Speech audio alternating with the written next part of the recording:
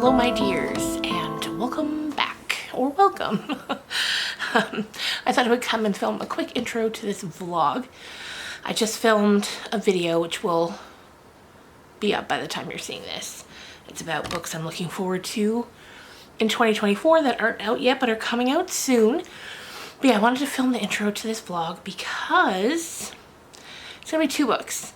First is gonna be a book I'm currently reading for a podcast episode, which is filming this week with my friend Krista. So I thought I'd tell you about that book in this.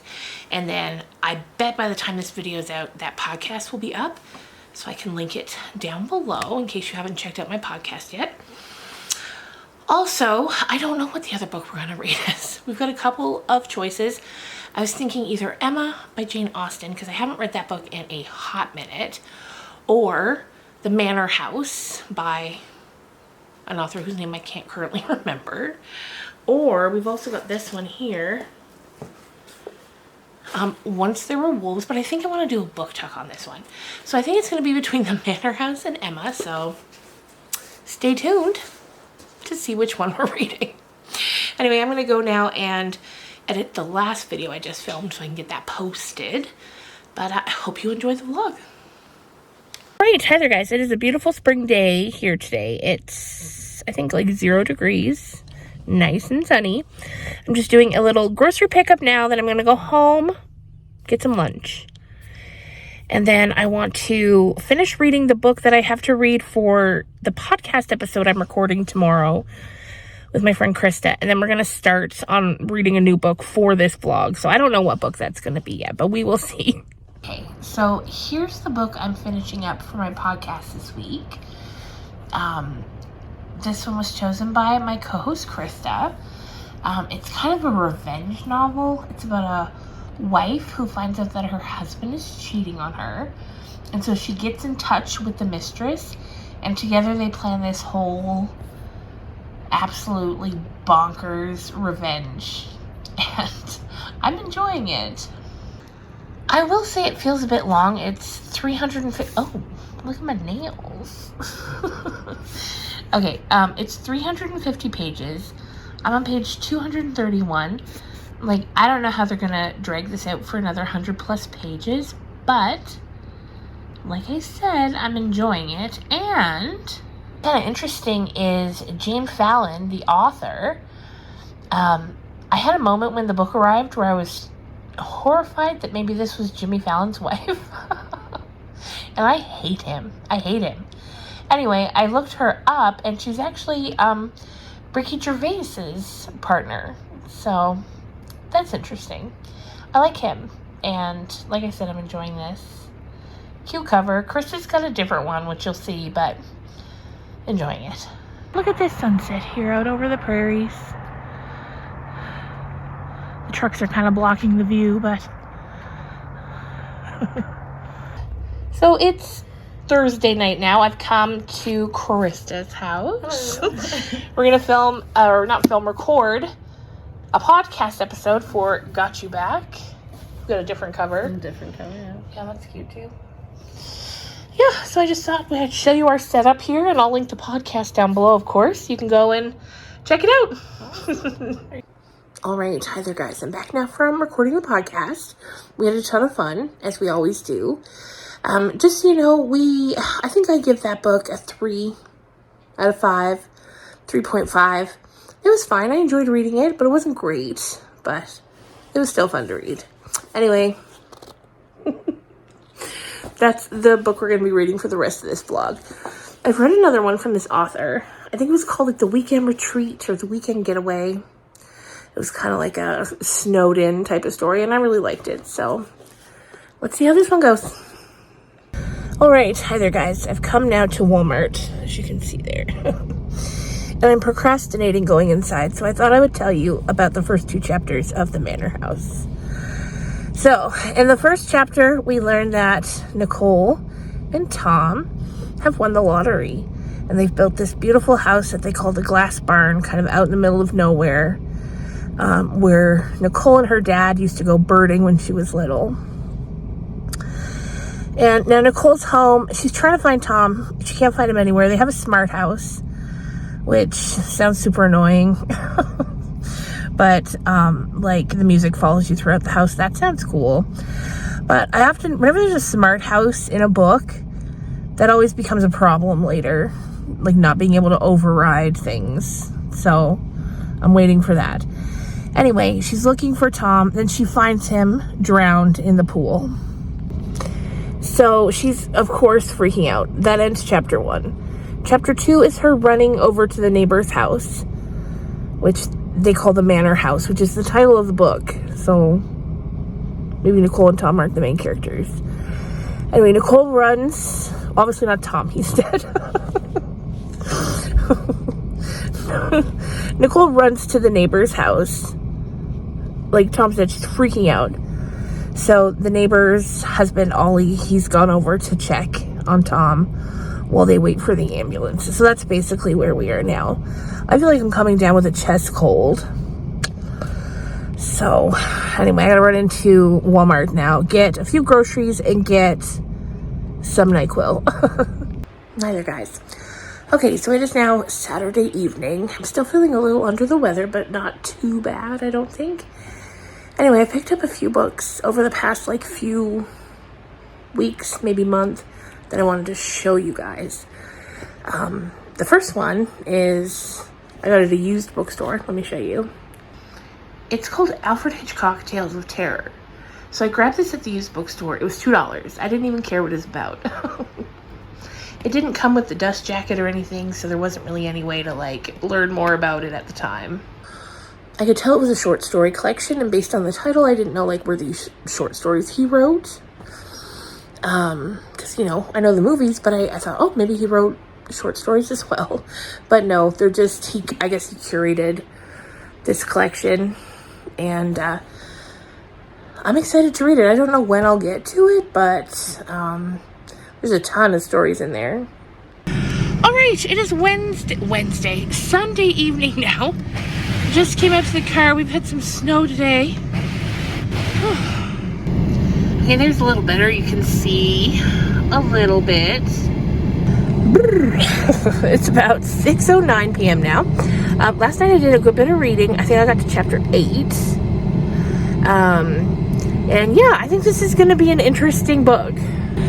So since I was last talking to you guys, we've met some new characters in the book.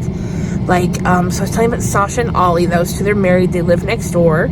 We're getting to know the next door neighbor's housekeeper, Kitty. And then we're getting journal entries from 5 years ago about a woman named Anna who used to live in the house that Sasha and Ollie live in now.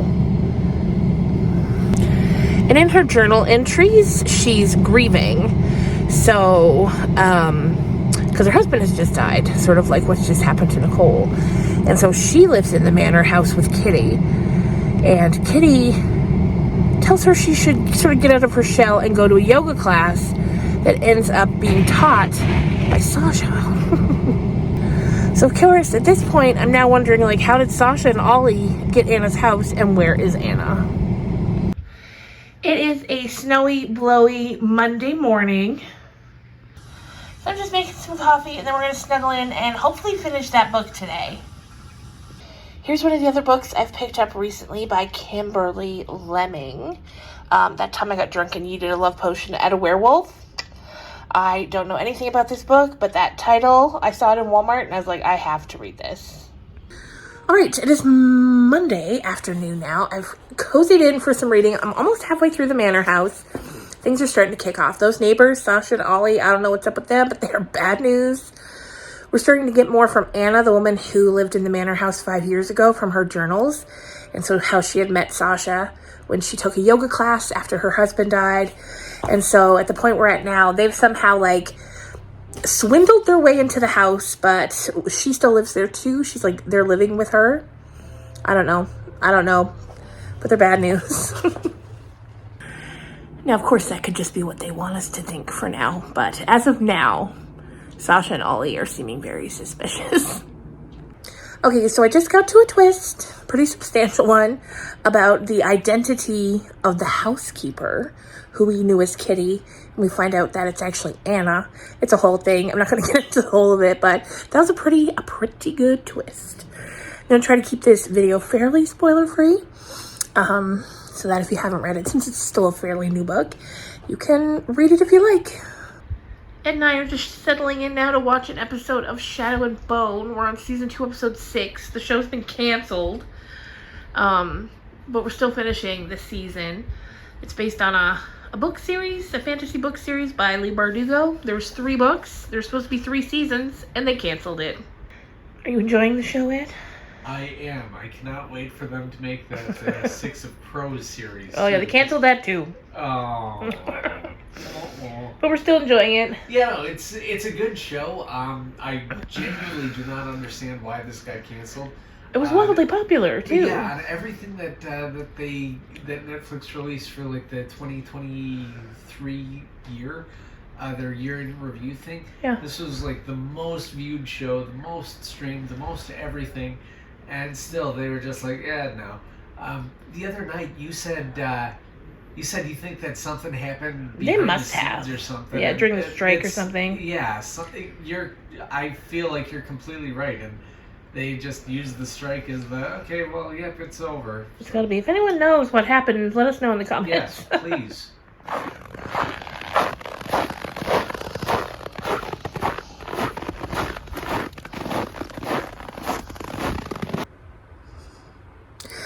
Okay, so it's later now. I'm back to reading.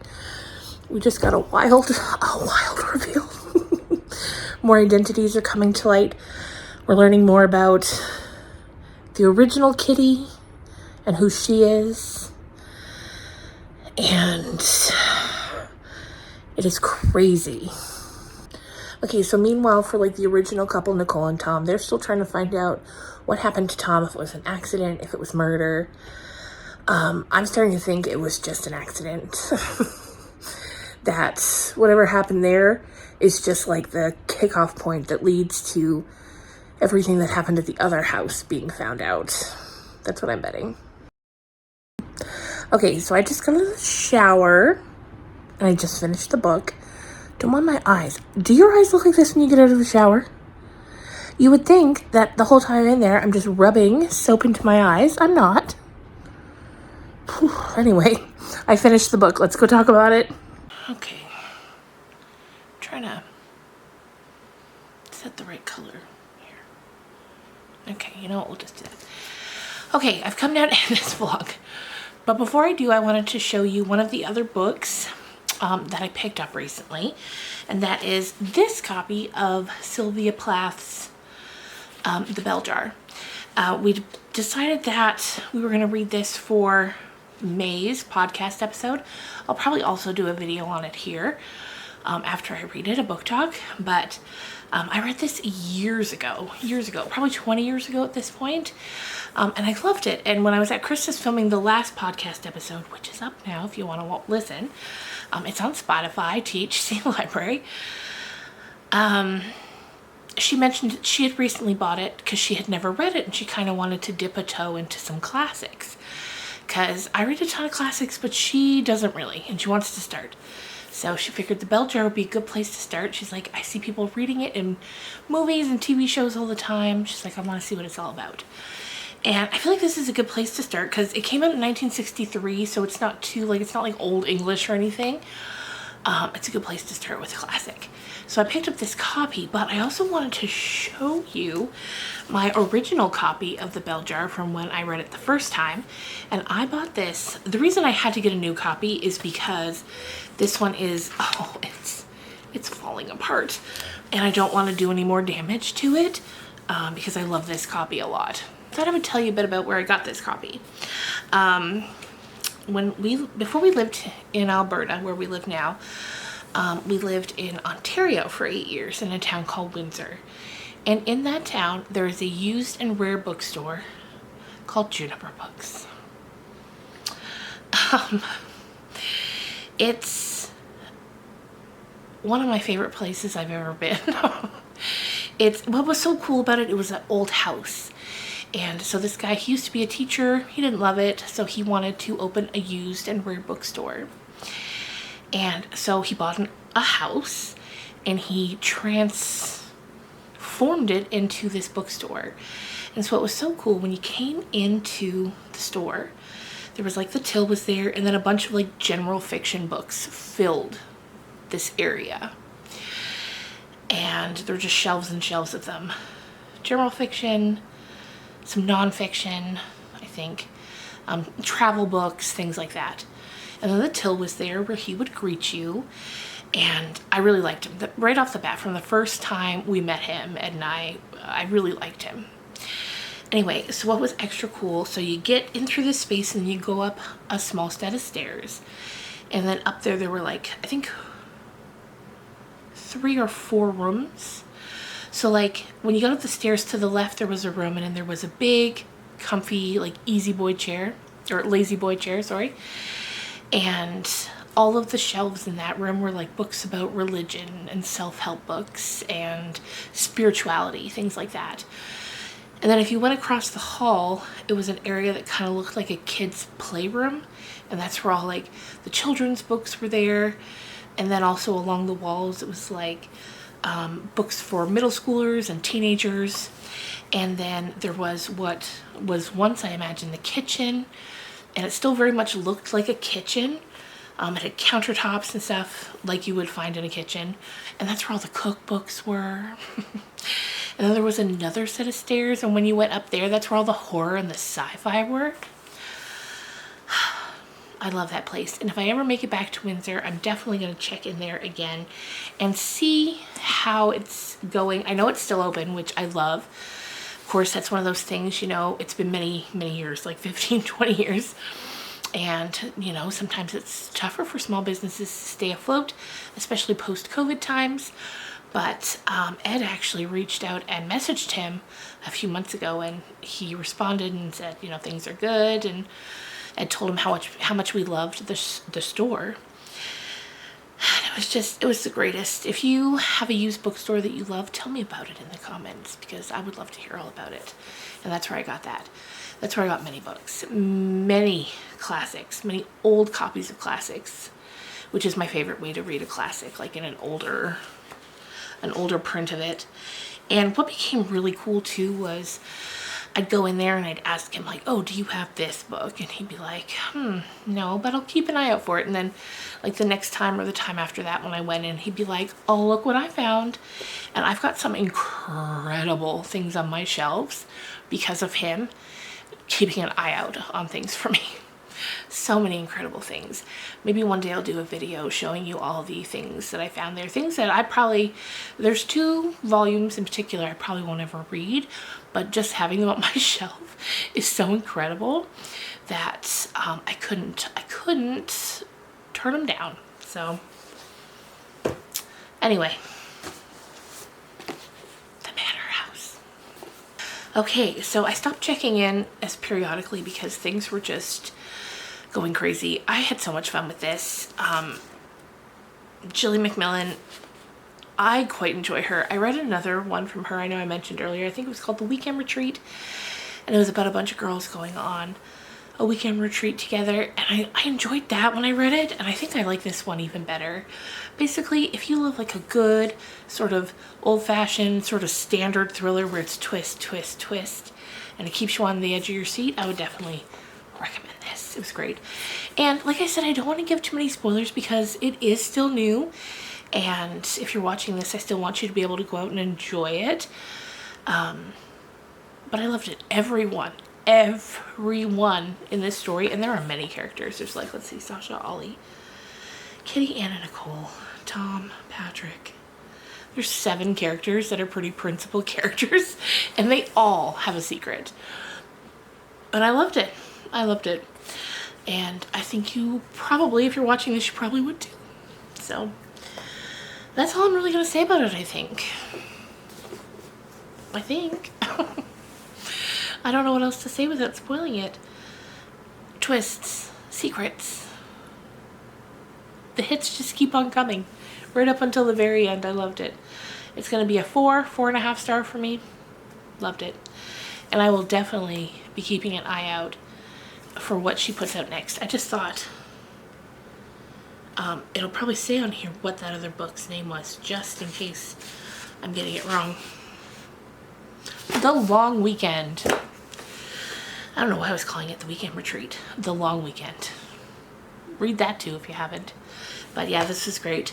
And thank you guys so much for watching this vlog. In my last one you commented that you really enjoy the reading vlogs, and I'm enjoying making them. It's fun. I think the next reading vlog is going to be for Emma by Jane Austen. Speaking of classics, I've got probably 6 copies of this book, but the one we're going to be reading, mainly because the print's so nice and big, is the latest copy that I got at Winners a few months ago. It's beautiful. Anyway, that will probably be coming in a few weeks. So yeah, thanks for watching. Tell me about your favorite used bookstore that you've ever been in. And if you liked this video, give it a like. And if you haven't already, subscribe. Thanks guys. Bye.